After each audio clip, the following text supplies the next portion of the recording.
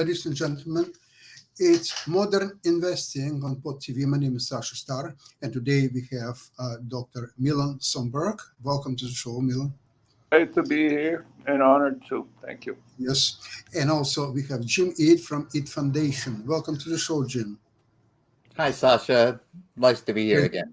Great to have you. We also sent invitation to Michael Blair, and he may join us today, maybe not today, next week. So let's start with today is a Wednesday. It's normally a day when all the stocks are going higher. But today it's not typical, not all stocks, I'm joking.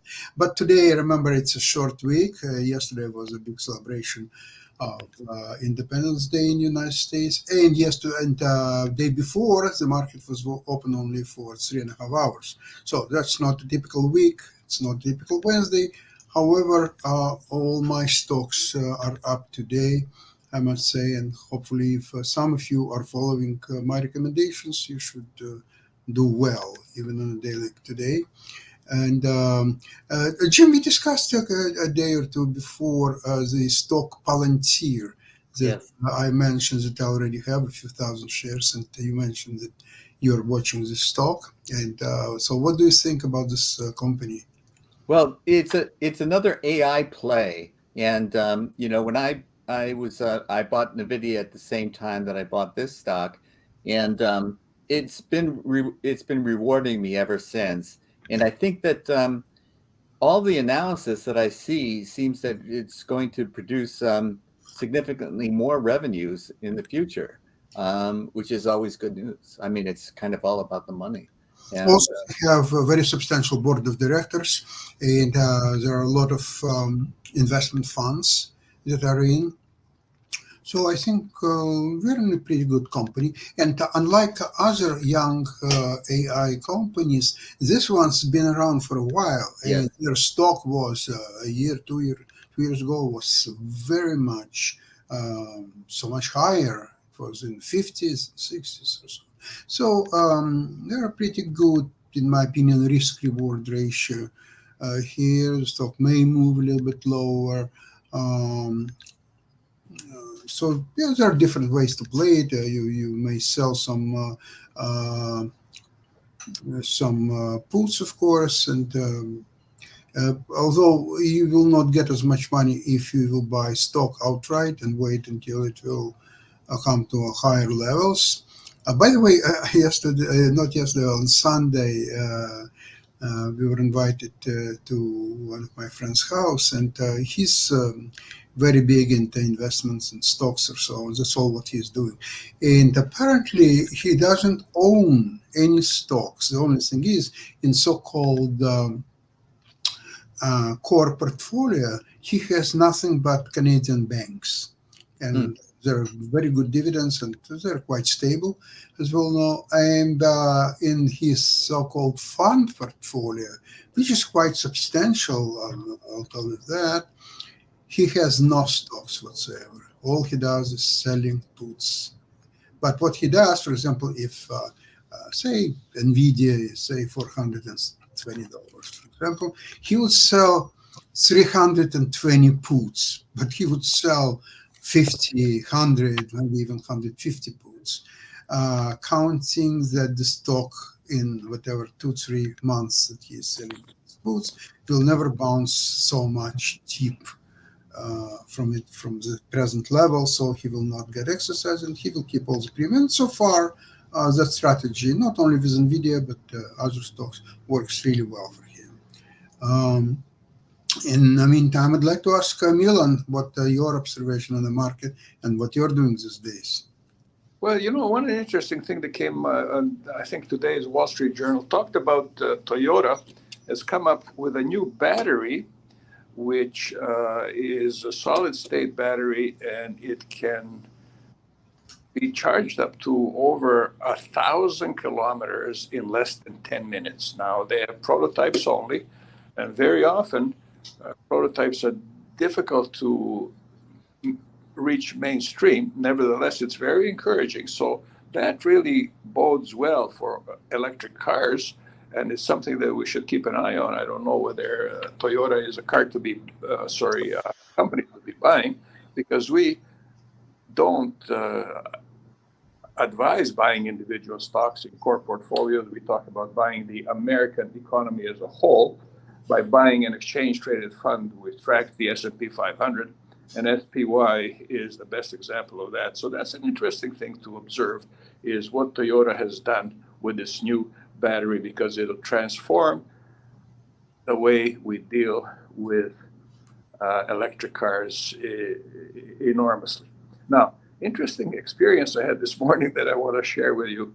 I went to the grocery store and I bought some small amount of groceries. I found I forgot my wallet. So I said to the cashier, "Oh, I have to put this aside. I'll be back in 10 or 15 minutes with my wallet." A total stranger lady says, "I'll pay for that." A total stranger said, "I'll pay for that." Now, you know, there's a grocery store here which allows us, and I do this all the time when I go to that particular store, to buy a bag of food for the needy. So this is what this lady did, except I'm not needy. Total stranger. Now, interestingly, how would Wall Street respond to that? I'd like to mention, as I often do, that we do need Wall Street to complete our transactions, but they're not our friend. For example,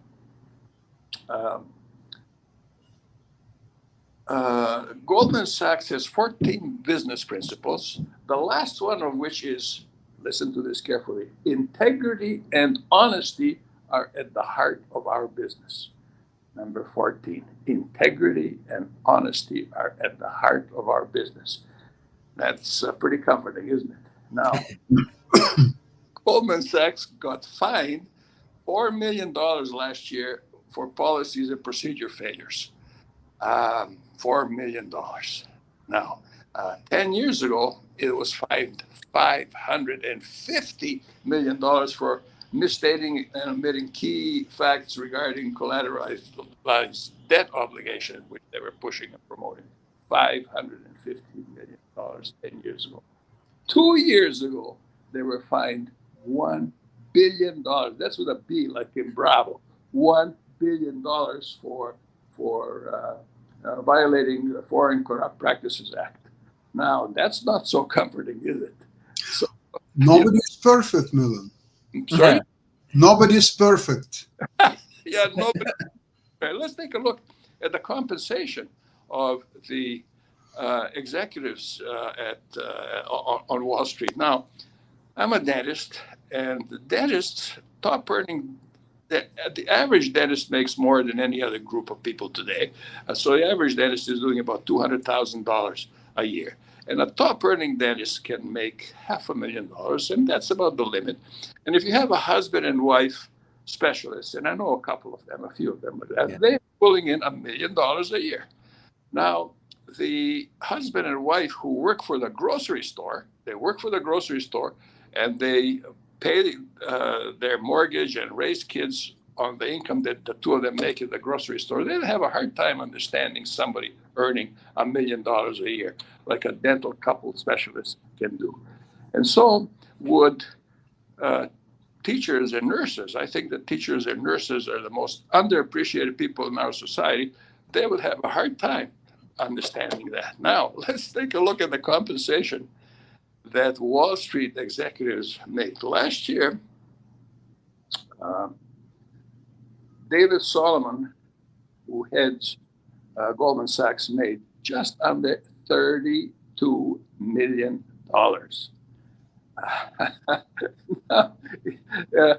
50, 60 years ago, top earning professionals and top earning bankers, investment bankers, had about the same sort of income, about equal.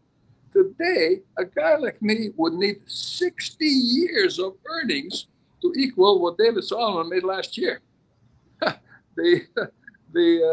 John Walton, who is the president, the chief operating officer, made just under $30 million. And they were able to do that in spite of paying those kind of fines, like I'm talking about, $1 billion a couple of years ago. Dennis Coleman, who is the chief financial officer there at the Goldman Sachs, made $23.5 million.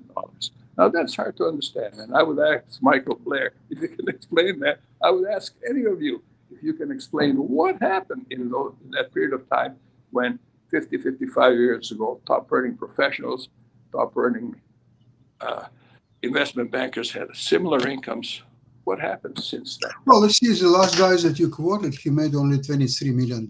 So obviously he didn't work as hard as David Solomon, for example, and his other people. So there is a certain scale and the measurement of individual performance. So this is very sophisticated approach, and we must learn from them something. Well- Whoever gets fined the most gets paid the most. Yeah. He's not cheating hard enough, so he's not rewarded as well. Crime pays unless you get caught. And if they get caught, they budget for it and pay it off. No one goes to jail. No one does any time. This is just The financial. question though is, Milan, is that their compensation, is it legal or illegal? Because if it's illegal and they can get away with it and keep company prosperous and profitable, then frankly, with all due respect, I don't see anything wrong with that.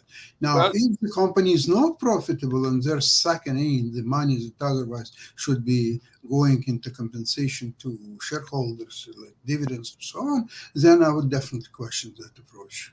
Pasha, you say, is it legal or is it illegal? There is a concept which I learned from a friend, which he calls legal crime. It's legal, but it's criminal because it is so immoral. A prime example of that would be a few years ago, you could go to jail for insider trading, unless you were a member of American Congress. Yeah, people in Congress would not go to jail for insider trading because they always know what's happening on the inside. That was their excuse, because their people who elected them constantly are approaching them about whatever they're doing, so they always have inside information. There's an example of legal crime. Another example of legal crime is the hidden fees. The list of hidden fees is long, a long one, and it's all legal, and it is immoral. So, I cannot give you a definition of obscenity, but I know it when I see it. I tend to look at it that way as well. There's they're basically getting away with whatever they can, and if you're okay with that, fine. But they're always one step ahead of the authorities. The rules and regulations are put in place to stop this kind of immoral behavior, but they're always one step ahead, so they get away with it again and again. We have these people like, you said people in Congress are inside traders. Well, if you went to Yale and you're part of Skull and Bones, you're an insider, man. You don't get caught and sent to jail. There's all these types of things. But if you're someone like Martha Stewart without the connections, you get thrown in jail. So these are the types of selective prosecutions that you mentioned. Nurses and teachers, they're primarily women, and so they've primarily been underpaid, and the CEOs are primarily males, and they've been primarily overpaid. This is part of our society, and you can say that's the way it works. But when you're shipping jobs overseas, and then you get a multi-million-dollar bonus for doing it, you're taking away American jobs. You're sending them overseas. You're hurting the American economy, but your company's bottom line is fine. It looks like you made more profit because there are fewer, they don't have these horrendous laws for like child labor laws, messy things like that. So you can make labor much cheaper, and then you get rewarded for making labor much cheaper, but it's not moral, and it's harmful to the country. So, why can we pass a legislation to say you can't do that anymore? No, we can't do that. The reason we can't do that is people who control the money also control the political process, don't they? I agree with that completely. The only thing that we can do is not invest in these companies that are doing these immoral practices. And so that's one of the things when I take my investments seriously. I don't invest in companies as much as I can, tell, because you can't always tell. But as much as I can tell, if you're shipping jobs overseas, I don't want to be a part of, giving my money to you to help you do that. Would you invest in cigarette companies, for example? No, Probably. exactly. It's the same type of thing. I would. Yes, I would. Recently, they introduced legislation in which each cigarette is marked as something dangerous to your health. Used to be on the package only. Now each cigarette individually is marked that way. And investing in cigarettes has been very profitable. You know that when the executives of cigarette companies used to tell us that 8 out of 10 doctors smoke Lucky Strikes, Yeah. while the executives themselves did not smoke, and you can still make a lot of money investing in cigarettes. So, There is a lot of talk about that coffee is dangerous for your health. So is white bread. So is not so white bread. So is certain meats, like red meat, for example, and on and on and on. The list goes endless. So the cigarettes is just one of those things, but it's less in Canada and United States, but all over the world, especially markets like China, India. You can even watch some movies on Netflix where something happening in the countries like India or China or even Turkey or some others. The people smoke non-stop everywhere, all over the well, place. look at movies that were filmed 50 years ago. Oh, Humphrey, yeah. people Yeah, like that. absolutely. The cigarette, Martini and a cigarette in the other hand. and the cigarette manufacturers pay to be shown. Yeah. Now, I'm pretty sure, yeah. Yeah, So and in the '60s, they passed legislation, and the commercials had to change, and so you weren't pushing it on people anymore. And so this was the case where the regulations really helped. People Yeah. stopped dying of lung cancer as much, and there was a direct correlation. It's not so iffy when it comes to cigarettes. There's proven scientific facts, and of course, no, whether or not you invest in it, that's up to you. I'm not judging you for whether or not you invest. It's just a British question of mind. American tobacco is paying today 8.5% dividend. There are See? some probably other stocks that or REITs that are paying maybe this and even higher dividends. But if you're looking at British American tobacco, their track record of paying dividends and increasing them regularly in their balance sheet, and you think, okay, they're saying cigarettes, that's not so good. Their financial track record is very impressive. Then what you do, you go to something else, and some REITs, especially if they own commercial real estate, they may have some difficulties quite strongly. And some of these companies, they're so multi-divested into so many aspects of it. You really, when you invest in them, you don't have any idea where your money's really going. Absolutely, yeah. This is a quandary when you're trying to be an ethical investor, on top of being a wise financial investor. You have your work cut out for you investigating certain companies and determining whether or not they're worthy of being supported, because really your investment in them is supporting them. And so at the time when they're behaving in ways that we don't approve of, they are meeting the regulations of the country within which they're working. Now, Sasha was talking earlier about white bread, how that's bad for you, and a whole lot of other things like that. It's very straightforward. If we ate the way we ate when we were hunters and gatherers, the list of diseases, half of which are self-inflicted diseases, most diabetes, for example, type 2 diabetes in adults is self-inflicted. Excess weight, of course, is self-inflicted, and everything that goes with it. If we ate the way hunters and gatherers ate, we would eliminate 1/2 of the hospital occupancy.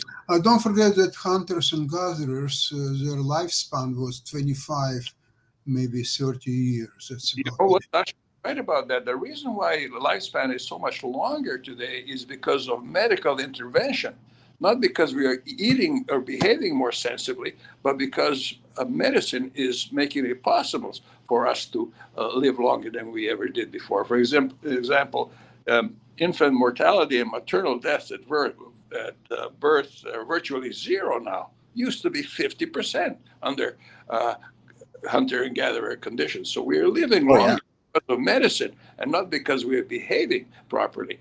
But like I said earlier, it's well known that if we ate the way hunters and gatherers did, and on an individual basis, yes, we can do that. We can be hunters and gatherers in the grocery store. If we ate that way, the doctors would have a lot more time for fishing and golfing. And so would dentists. So Well, that's possible on an individual basis. But companies, they push sugar into everything. Under natural conditions, sugar is about 8 to 10% in an apple and in grapes, in just about everything. No more than 8 or 10%, with a possible exception of dates, which we don't understand why dates have so much more sugar. But if we yeah. No wonder I like them. hunted and gathered in the grocery store and kept our sugar consumption to 10% or less of overall calories that we take in, we would have a lot more time. The medical doctors and dentists would have a lot more time for golf and fishing. Yeah, so that's understood. And so, yes, these companies that push the cookies and the pastries and the various foods which have a much higher sugar concentration are evil. But they're making money. So, Well, the other thing is, like, I gifted shares in Beyond Meat to my niece when she turned 16, and because she's vegan, and I thought, this is a good company for it, and the company took off, and I was really kind of happy, and then it's tanked since then. And so all these plant-based companies, they became the thing for a while, and they got built up, and they've come crashing back to earth. So it's all about the revenues and can you sustain them. And you mentioned that. That's interesting, Jim. Partly the reason for that, I believe, is because they charged much more than the real stuff, and it was made of vegetables entirely. Now, another area which is now developing, which is very exciting, which is lab-grown meat. yes, I just read about that. Right. Kill the animal, take a couple of cells, and grow them in the laboratory. And so, lab-made chicken, for example, has been legal in Singapore for a while now, and it's been cleared recently in the United States and Canada. Now, it's still not produced in low-cost enough quantities, but someday it will be. And then the changes that we're going to see globally in climate are going to be enormous. Cattle contribute something like 20% to the global environmental changes. Methane, if a cat breeder, I would be looking very carefully at another line of work. Well, also to go back to one of the things for the modern investor is it's very difficult to track. You mentioned the batteries for electric vehicles, and Tesla seemed to get a lock on it. Like all of a sudden, the sort of industry standard has gone to Tesla, and so the infrastructure that it needs to support electronic vehicles is being built according to Tesla's standards, and so General Motors and those have to adapt. Now, if you get batteries that all of a sudden get to be so much better than the ones that we currently have, which we've been predicting will happen and is certain to happen at some point, then all of that we have to recalculate all of that. And so who's in the lead then? So these are the types of things that either keep you up at night or keep you interested during the day. Jim, you remember times, say 40 years ago, when video recorders were becoming popular, and Sony's standard was so much better than VHS, and the sheer power of distribution and selling VHS, finally Sony had to admit that they cannot compete because nobody except Sony had that standard available. And eventually this, although it didn't last long because of the further developments in that entertainment field. Right. Listen, I would like to ask you, Milan, about something, what you were saying, that Wall Street is not our friend. Well, we don't know who are our friends, tailors or bookkeepers or some waiters in a restaurant or any other thing. But at least with them, I will talk about myself. I interact sometimes with them here and there. I'm not even thinking whether they're friends or not. I just get whatever I need and pay, and that's transactional, actually. Oh, let me Thing.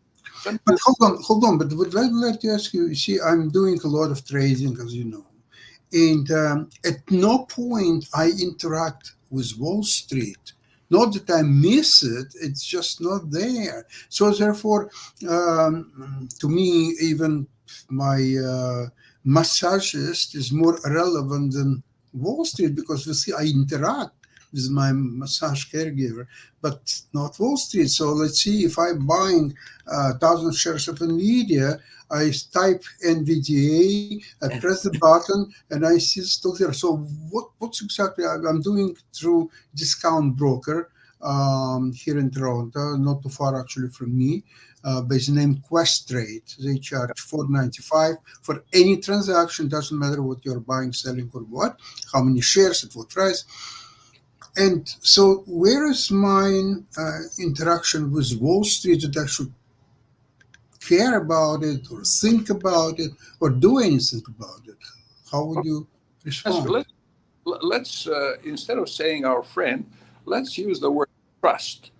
Do you trust your dentist, Sasha? Why I don't understand where is my trust into Wall Street, whether there is a trust or there is not, and there very little trust or a lot of trust. I don't have even time to figure that out. I don't care about the trust in Wall That- Street. Just I don't interact with Wall Street in any meaningful way. I see your point, Sasha. Interestingly, Michael Lewis pointed out the reason why he left Wall Street Bank is because in all their meetings, they spend their time entirely discussing how to get more money out of you, out of other investors. They don't spend 1 minute talking about how they can help you making more money. So they're not your friend. Yeah, but you're quite right about saying that you don't How make. does it affect me in any meaningful way? How? Okay, they discuss 99% of the time how to make more money. Any business, if they have normal minds, they have to discuss and trying to squeeze as much profit for their company as possible, fighting their competitors, fighting the market trends, or whatsoever. So I don't have any problem with this concept that they spend time to discuss how to. No, I think Milan is warning the less sophisticated investor not to listen to the talking heads on television, not to listen to the broker that might be on the other end of a phone trying to sell them something. And your point, Sasha, is well taken, is if you're an individual investor, you free yourself of all of that. I would like to point out one thing, though, and I keep hitting the Fed for this, is when they're trying to hike interest rates on inflation. One of the things you just talked about is these boardrooms in the central, they aren't unlike any other business. Right now, the businesses are pricing, seeing what the prices the customer will absorb. This is the point of inflation right now. They're using inflation to just jack up their prices, and Absolutely. customers are still buying it. And so they're rewarding they're patting each other on the back, and their expenses aren't going up. This is all profit. And they're just hiking the prices up, and the Fed keeps going, oh man, we have to hike their interest rates to stop this. It has nothing to do with the interest rates. So it's crazy that they're looking at the wrong data. People are exploiting inflation to see how much people are willing to pay for the commodities that they used to pay less for. Jim. And Sasha, you're quite right about every business is trying to make as much money as possible. To quote Adam Smith, who more than a couple of 100 years ago, he said, it is not because of the benevolence of the butcher and the brewer and the baker that we get our meal. It is for their self-regard, self-interest. So now, Yeah. he's trying to make more money. Let's take a look at a house builder. He's trying to sell you more house because he will make more money, but you will get more house for it. There's something in exchange. That doesn't happen on Wall Street. Wall Street is not making your situation better. If you make money, wonderful, but not important. The important thing is for Wall Street to make money. And so, yeah, the house builder, the guy who wants to sell you a better car or a better set of skis or a better camera, it will be making more money, but you're getting a better product. You're not getting a better product from Wall Street. They totally ignore you. You see, the people on average investor to deal with companies like J.P. Morgan or Goldman Sachs, it's the same thing like to walk to car dealership which sells Bentley and Rolls Royces, and you can watch these wonderful cars, but you're not going to buy one because it's out of your league for most of the people. So basically, these investment banks, they're making their money on proprietary trading, on merger and acquisitions fees, and they don't have time to care about individual investors and how to fees them. It's unproductive when you can make $100 million in fees on certain merger and acquisitions. You have proprietary trading when Goldman Sachs is making huge amount of money, and that's why I like to buy them before the earnings report. And individual investors just nobody has time. Maybe the people who are being paid not $23 million, but $23,000. Maybe these people will deal with individual investors. That's all what's worth for them to do. No, it's good. You're making good points. The idea is to take care of yourself because no one's going to do it for you. Absolutely. Yeah. Absolutely. So forget the Wall Street. Are they our friends, our enemies, or anything else? It's the same thing. Like I will think about, okay, here is a lion in Africa somewhere else. Is this lion is my friend or my enemy? I don't care. I'll never meet him. Okay, he was born. He'll die one day, and I just don't care. Therefore, I don't care about Wall Street. They're friends, they're enemies. I really don't. Sasha, that the average investor underperforms the market by 40%. That 40% is going to those salaries that the Wall Street executives are making, and it's going to pay the fines. Who is paying those hundreds of $millions of fines for which they budget? Who is paying for their executive compensation? You and I. Milan, I think that 40% of losses of average portfolio, they're self-inflicted losses. It's not Wall Street who is guilty of your losses. It's you yourself, an average investor, Mr. Nobody. You lost your 40%, and next year you lose another 50%. It's all self-inflicted torture to yourself, and nobody is guilty. And I don't think that the bonuses of Goldman Sachs top people depend on these losses. It's yeah, there's a lot of me that is in complete agreement with you, Sasha. The other part of me is that packaging makes a difference. For example, if you tell me like I can't have certain foods, and if you tell me that this package of food that I'm selling you is free of these things that I'm allergic to, I buy it and I consume it and I have an allergic reaction, there has to be some price for that. And so if you're packaging something and selling it to somebody as a glorious investment opportunity that's going to make you a guaranteed 100% over 3 months, then the person invests and it bombs. You can say, well, it's personal responsibility. You shouldn't have bought it. But you can also say, hey, look, this guy's lying. He's putting together snake oil, selling it. And this is not something that we can support. Jim, but you don't see very often on CNBC somebody who is promoting a wonderful investment that will pay off in 3 months and will make so much profit. No, I'm exaggerating to We're make exaggerating. What most likely may happen is to some people that they will have unscrupulous financial advisor who will push some complete garbage stocks, penny stocks, I don't know, it could be some crypto funds or something like this. That can happen. But again, this also has nothing to do with Wall Street because this is very individual interaction between a gullible investor and... but there is pressure on these people sometimes. They don't have to be unscrupulous. They just have to be, selling the company, whatever the company is pushing, they're selling. And Now, so, these stockbrokers get a new package to sell to some people. They look and they say, who do I have that has $500,000 in net worth and investment funds? Okay, we can sell them this new bond package that the company is pushing. And every time I sell it, I get an extra bonus. Yeah, it's commission products. Yeah. Right. So, yeah. But again, we discussed several times that investments is a self-to-do procedure. You have to select yourself what you're buying, what you're selling, what are your goals, Wait. and so on. And those people should not lose, in my opinion, 40% unless they're doing very naive. It's buyer beware. I know, think it's the message Milan is suggesting. Buyer beware. and they rely on unscrupulous investment advisors, and that's how they're losing sometimes 40%, and sometimes much more than that.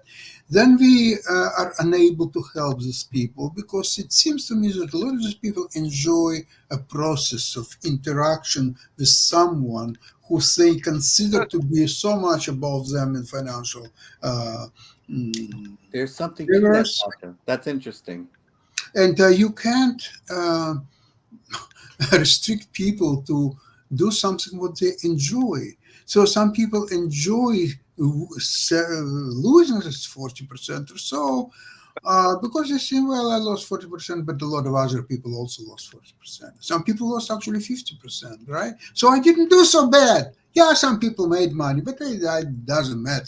I had very good guy. He's very trustworthy. He's brilliant guy. He's a good talker. So I lost 40%. So next year, maybe I'll lose only 35%. You mentioned the word gullible investor. Yeah. Could you replace the word gullible with the word trusting? Do we have the right to trust our advisors? Do you trust your accountant? Yes, you do. Do you trust your lawyer? Yes, you do. Do you trust your financial advisor? Maybe you should be careful with that one. Well, there are some good financial advisors, I believe. I never met one, but some people believe they're good financial advisors. So maybe you could trust. You know the qualifications required to be a financial advisor? There are no qualifications of any kind. Zero. Yes. That's right. Hey, Sasha, Milan, we're having a great discussion, but I just had a quick question because I have some friends that are in the MLM area, those multi-level markets. And I want to say that a couple of those companies are in the stock market and are on the stock market. So is that the case or am I mistaken? Because I think Amway is on the stock market and I'm pretty sure Prepaid Legal is as well. So are those some of those that you might not want to trust? Because a lot of times the MLMs can be very dangerous from what I've been told. I'm not invested in any of them, but they do seem like they're on the stock market. I was just wondering, is that one of those that might be the gullible kinds that y'all are talking about? I don't think that it's dangerous, really, because I never heard that somebody lost $100,000 or $5 million. I know back 30, maybe even 40 years ago, I knew a guy who became member of Amway, and to start, he was required to purchase certain a number of packages of some kind of washing detergent or something like this. Whatever, yeah. He bought it, and for about 2 years, his apartment was stuck with packages from the bottom up to his ceiling, and he was trying to, well, he was using a lot of detergent himself, his wife, his family, his friends, and so on. He sold some, and it was a good experience. It's a life experience for him, okay? So sounds like a life experience. Hey, Milan, I think that one of those is a medical one, and you can correct me, but I know Prepaid Legal, but one of my friends had told me about one that was involved in the medical space that's in MLM too. I wish I could think of the name of it, but it is definitely a MLM that involves the medical industry, just like Prepaid involves the legal industry. Yeah. Well, if you can't trust people in medicine, you can't trust anybody. People who go to the caring professions, medicine, nursing, veterinary medicine, and so on, are caring people. They're the kind of people who feel pain when they see a bird with a broken wing. Mm-hmm. and they're the kind of people who want to go and help. That's their primary motivation. And making money is okay, but it's not the driving force. I'm not very familiar with the prepaid legal. What I've heard, though, is that some people who purchase that plan or whatever it might be, and they needed that at the time when they needed, they discovered that all they got paid for a letter from not even a lawyer, maybe a paralegal or somebody who just punched keys on the computer and got a copy of somewhere else.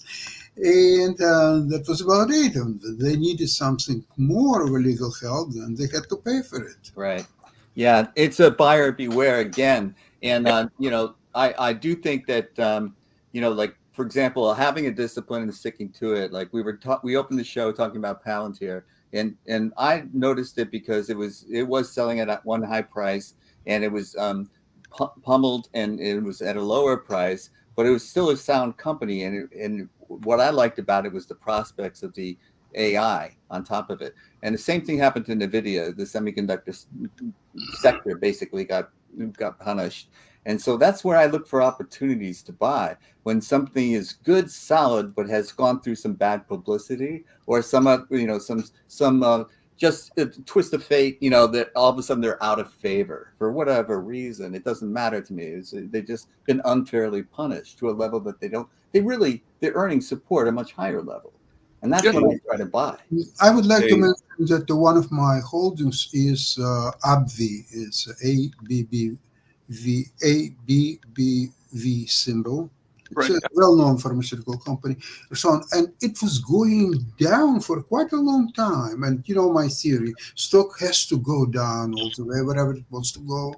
It has to start forming base, so it will stop going down. It may not go higher, but at least it's not going down anymore. Right. And then it slowly will start moving higher. And that was a basic of which I got very substantial position in that stock. I sold covered calls just in case if I'm not right. And now stock is slowly starting to go higher. My strategy with covered calls is that, I will continue to watch it. And once they will be close to expiration, the time will start going out from them, so they will become on equal terms. So I will be already quite ahead on stock itself. So the worst case scenario, I will purchase this sold calls and replace them with the higher calls. Let's see. I sold, I think, 130, sometimes July, I forgot which, July 14th probably, 136 calls. Stock at the time was 134 and just started slowly, stopped going lower. So now it's today, I noticed 137. Okay. So I got some premium, of course, for the sold calls. So I'm still okay with the calls. I'm not making any money, but I'm not losing either. And I'm now making pretty good money. I bought a lot of shares, and I'm doing quite well on this. I'm surprised that NVIDIA is still going higher. Yeah. Quite unexpected. I'm waiting for NVIDIA to go a little bit lower so I could sell puts. Not at this levels. I'm not too anxious to do it. Well, one day it should go lower. Come on. I mean, I did fun, and I still have a large position in NVIDIA, so I have no problem with it going higher. I heard you say that it would break 500, and yes, it will. Yeah, I heard people scoffing at your prediction. No. It's getting there. It's already. It will 500. 500. It's going to happen probably even this year.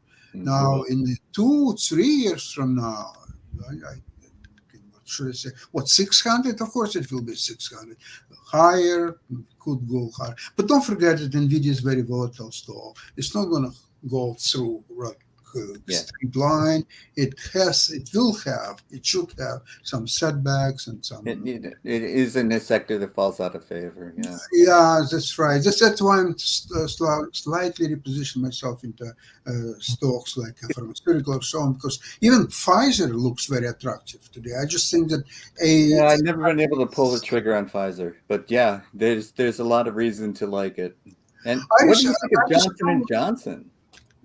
You know what? It's too mainstream. It's part Yeah. of Dow Jones and S&P 500 and so on. So S&P 500. It's well, sorry, Milan. In my opinion, it's a losing proposition simply because even if a couple of sectors in S&P 500 are going out of favor, especially heavily influenced sectors like high tech and so on, all S&P will go down. Even if there are some other sectors that are doing well.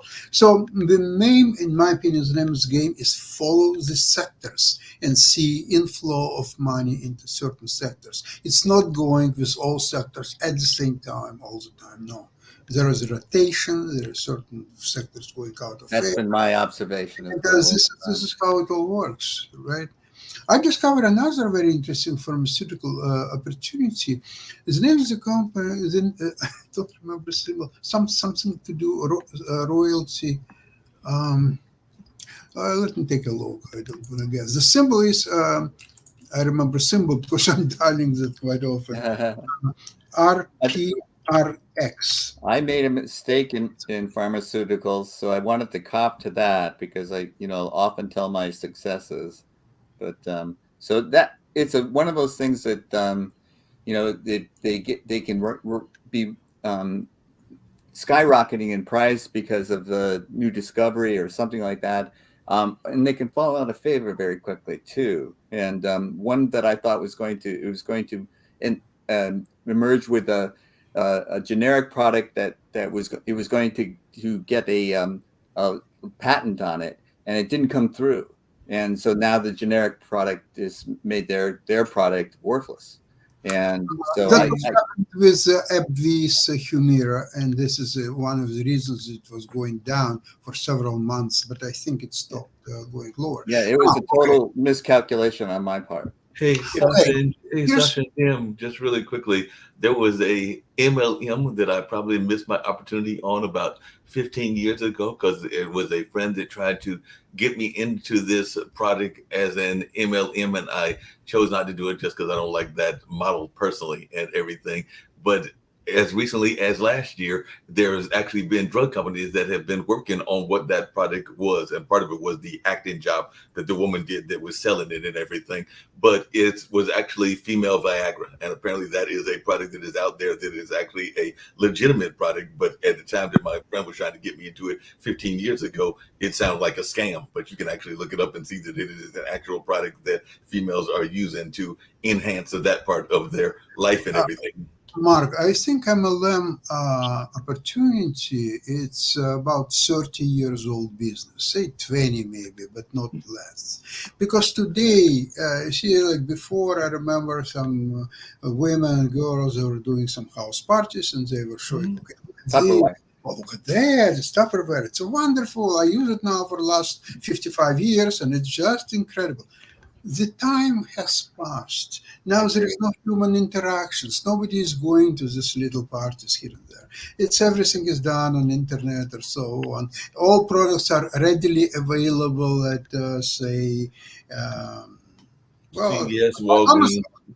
Amazon. Yeah, I know people have gone into this for vitamins. Vitamins. Everything is on Amazon. And it never works out. Anything, whatever you need, you cannot find on Amazon. So this is a losing proposition. This is absolutely something as a 17th century stuff. It's not. No, I agree with you, Sasha. Like I said, the person, and I've shared this story on a couple of other shows, but literally it was at a university. She got, you can rent a classroom or a room and everything, and she literally had the product being demonstrated, and it was quite hilarious hearing the person go through what they claimed the pill would do for them and everything in a dramatic acting. But I agree that it was at that time was a thing that might have been sold. I think some friends of mine might have got into that business, but that's old school now. And it's a very inspiring story. All kudos to Cure. If you want to really listen to something interesting about MLM story, I was on one party about a month ago, and there was a friend of mine who all of a sudden said, "Oh, such and such person," mentioned the name, said, "Never heard about it." He said he just purchased $6 million house. He is head of a $60 billion company, public company at that. And it's a MLM company. And I can show you actually one of the presentations where he's talking. The guy hardly even knows English. All he repeats during the 15 minutes presentation is that, look, I don't speak English properly, but I'm very rich. And you can be very rich. And it goes on for about 15 minutes, end of story. So actually, he's from Russia, and he used to be announcer in a circus. So he was saying, okay, now we have clowns, now we have horses, now Master of ceremonies. He was master of ceremonies. So he obviously knew how to talk. He learned about 500 words of English.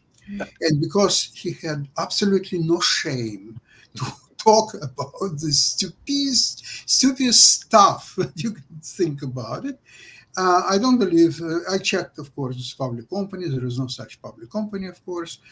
His videos that I watched, they were all done several years ago, 10, maybe 15 or so. So I don't think that I don't believe in the $6 million purchase of a house. To me, he was just a clown, nothing more, nothing less. But anyway, go through that stuff. So I cannot interrupt this guy, friend of mine, and say you are full of shit and you're talking about nonsense. No, I had to sit there and for 10 minutes listen to this stupid story. What can I say? Well, I can understand. It's the old-fashioned notion of the snake oil salesman, and there were plenty of those back in the old West and all in that space. And there are a number of them that are out there now, and I've seen them sell everything from even travel plans, because there's one of those that's a very major travel agency and all in that space. So yeah, there's a lot of them that are out there, and I agree that the internet every 10 years or so it's something new. It was snake oil, then it's something else, then it's something else, then it's something else. If you business long, ultimately you go bankrupt. For example, in the 19th century, there were about 2,000 automobile companies. They were the equivalent of high-tech companies today. 2,000 automobile companies. By 2008, there were 3. Right. 2 of them went bankrupt. Could you have picked out the Ford Motor Company in the late 19th century as the one that would be successful and not go bankrupt? You couldn't. No. So the idea of buying individual stocks is a dangerous one. Buying the American economy as a whole is much, much safer, and it involves some risk because ultimately empires all have a 100% failure rate, but the failure of the American empire is nowhere near in sight yet.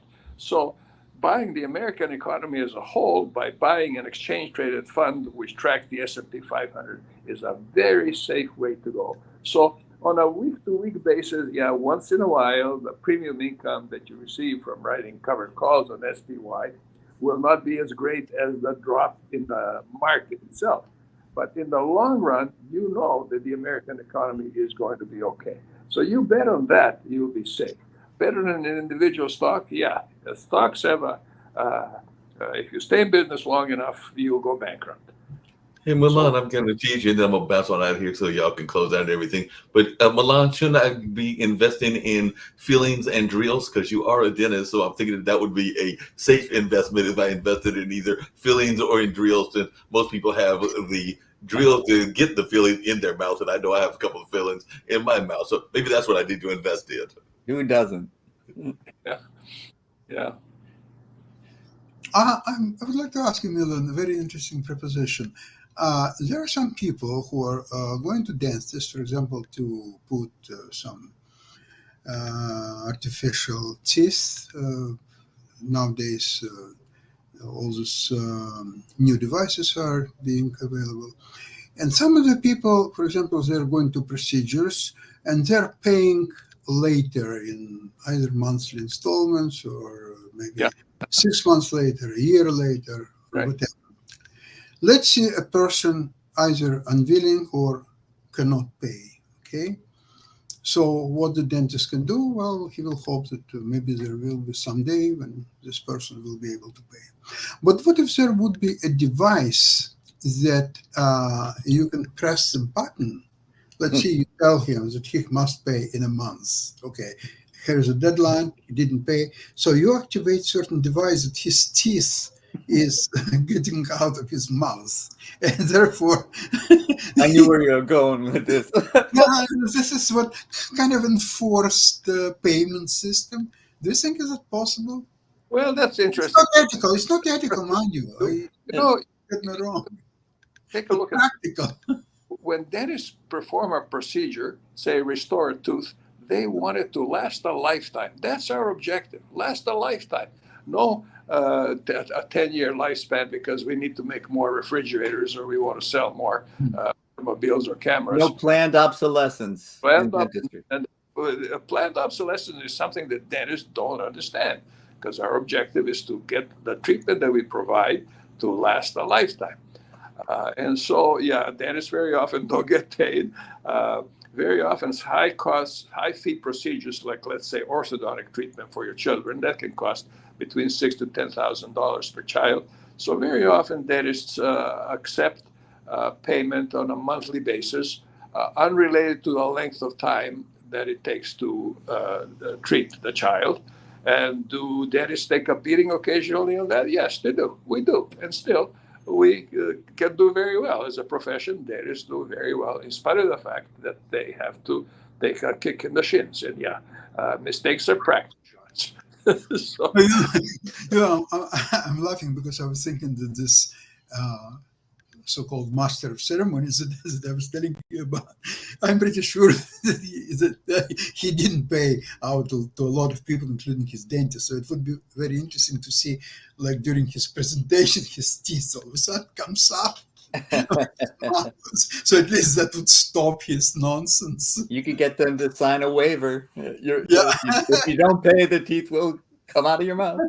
Yeah, you have 2 days left. You have 1 day left. Okay, tomorrow it goes. That would be quite interesting. the thing that we should be looking at, apart from dentistry, is how can we take advantage of the fact that Toyota has come out with a battery that lasts, that can be charged to twice the level of current batteries and can be recharged in 10 minutes. That is and we should be able to somehow invest in that opportunity. It's a significant opportunity. If all cars were electric tomorrow, there wouldn't be the infrastructure to support them. So, No, it doesn't exist now. We have to build it. But build. But with the battery increase in battery technology, the infrastructure would not have to be as robust as it would be today. So there's no question. And how do you get in front of that stuff? That's where you find out who's making those batteries, who's got the ingredients, who controls the ingredients, the resources that go into those batteries. Toyota developed them. Toyota developed it, and they will sell the rights to use those batteries to others who pay for it. Sure, all electric cars sooner or later will have. And that's what Tesla's doing. That's a big winning item for Tesla now. So if Toyota gets ahead of that, then Toyota's looking good for income, revenue for the foreseeable future. But we can't see that far into the future. Toronto is a great company with or without this news about battery. They are actually very big on hydrogen cars. Yep. They believe that this is very good alternative too. See, that could be the future. Yeah. Now, if you will look at all ecosystem of electric cars, they are all going bombastic. It's not just the Tesla. If you look at the Rivian, you're looking Nio, you're looking, just all of them are going higher and higher and higher because they are producing good cars, most of them, and they're selling like hotcakes. This is maybe one of the reasons why all companies. Oil is going down for a long time now. I think we discussed it last program. The oil sector is all going lower and lower and lower. And there is a war in Ukraine, and there are so many things happening in the world, and the oil going lower and lower. So it wouldn't be for war. It would go much lower than where it is now, in my opinion. So there is no case for oil becoming more expensive. There are some people I know believe that it will go to $150 a barrel and $200 a barrel and $500 a barrel. Nvidia will go to $500 a share, but not oil. I'm sorry to say. Oil has many uses other than as a fuel, so that when it's no longer used to fuel fields, and that's going to happen, it'll still have a lot of applications. Oil will always be in our future as long as we're alive. Yeah, that's true. Any uses. But the demand for oil is going lower. Also. I agree with that too. Hopefully that we're getting weaned off of that addiction. Okay, listen, we've covered a lot of grounds today, and I really appreciate your input. Oh, thank you, Sasha. Milan and Jim, it was great to see you. Thank you. And we'll see you same time next week. And Milan, please call Michael to find out if everything is all right with him. I was thinking that maybe some of his predictions last week didn't work out as well. Who knows? Let's find out. Thank you so much. See you next week. Thank you. Bye-bye. Thank you.